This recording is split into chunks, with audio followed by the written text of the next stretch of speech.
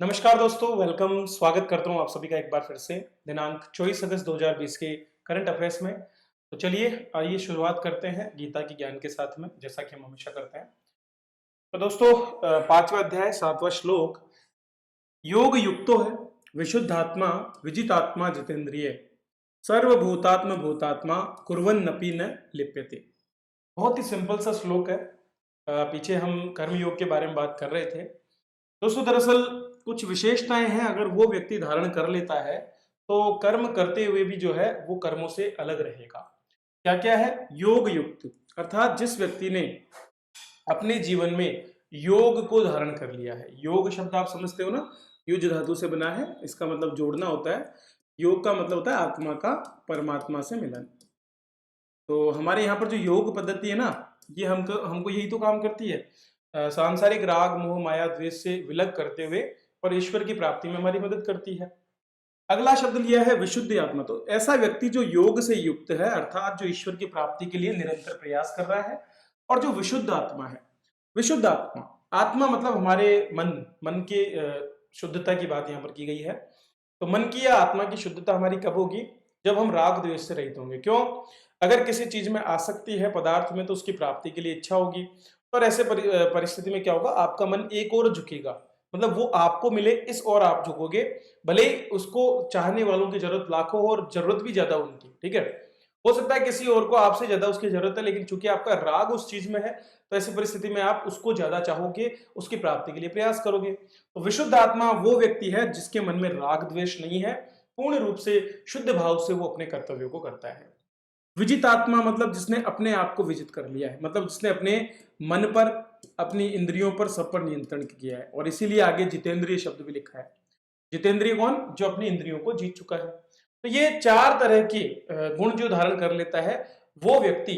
और अंत में एक और गुण जो बताया वो है सर्वभूतात्म भूतात्मा, मतलब सभी प्रकार के जो भूत अर्थात प्राणी हैं, ठीक है, उनकी आत्मा का अपनी आत्मा के साथ में एकत्व का अनुभव करना। मतलब उनकी आत्मा में और हमारी आत्मा में कोई अंतर नहीं है, दोनों में, अर्थात संसार के प्रत्येक प्राणी में स्थित जो आत्मा है वो एक है, सभी में एक ही आत्मा का निवास है।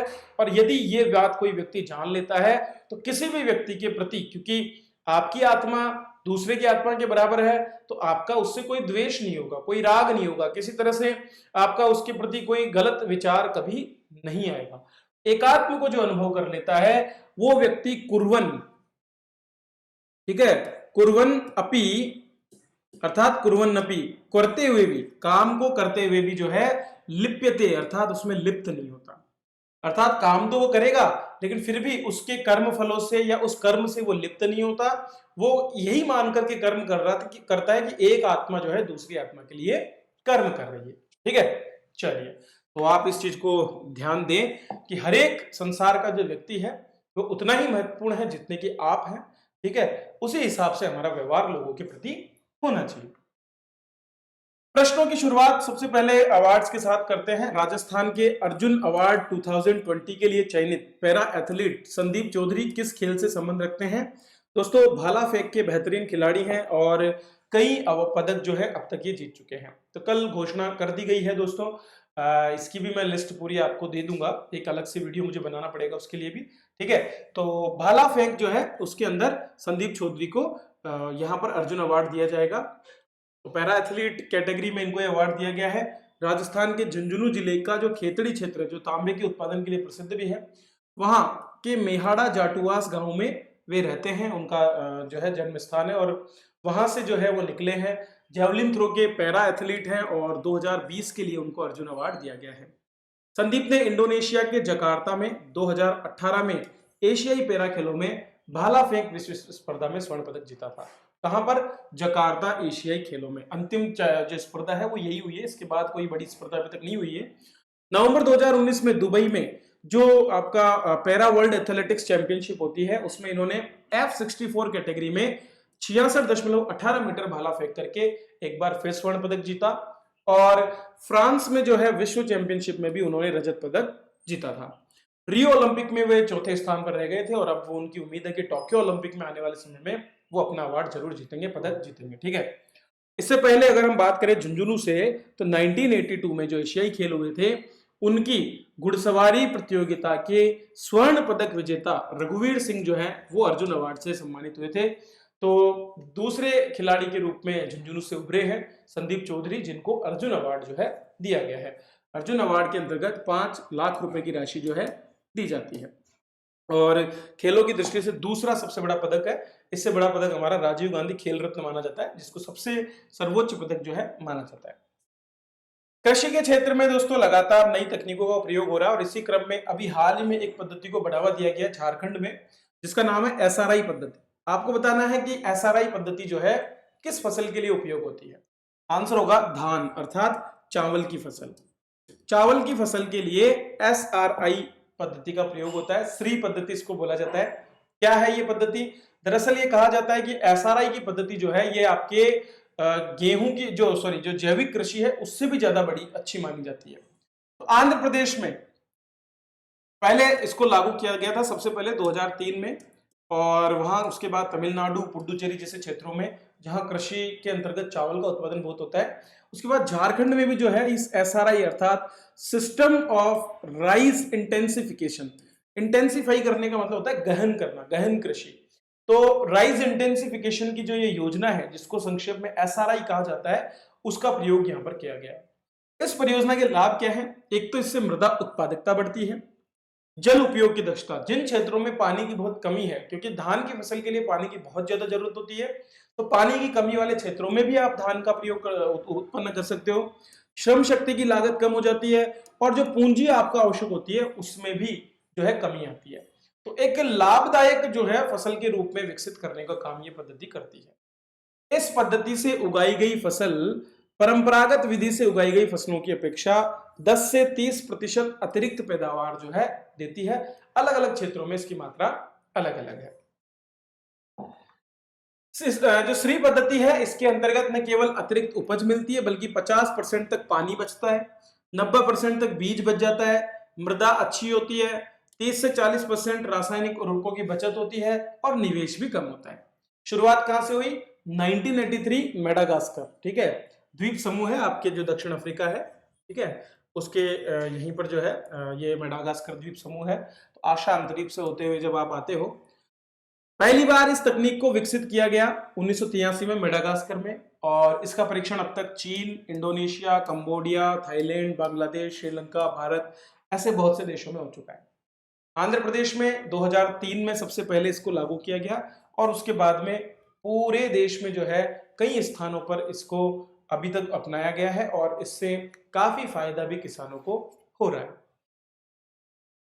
चलिए आगे बढ़ने से पहले, आज अंतिम दिन है आपके जो गणेश चतुर्थी का हमारा प्रोमो कोड है गणेश 25 उसका। तो जो भी छात्र हमारे कोर्सेज लेना चाहते हैं, फ्लैट 25% ऑफ चल रहा है, तो आप ले सकते हैं, आज ही ज्वाइन करें हमारे कोर्सेज। खासकर एंशिएंट इंडियन हिस्ट्री का नया कोर्स मेरा आया है, तो अर्लीस्ट टाइम से लेकर के 8th सेंचुरी तक हम बात करने वाले हैं। आज की कक्षा में मैं आपको पाषाण काल से जुड़े हुए बहुत से बिंदुओं पर चर्चा करूंगा, ठीक है। तो 3 डेमो क्लासेस भी मैंने अपने यूट्यूब पर दी है, आप वहां देख सकते हैं, उससे कि नेक्स्ट क्लासेस जो है आपको कोर्स में ही मिलेगी अपनी एप्लीकेशन पर, ठीक है।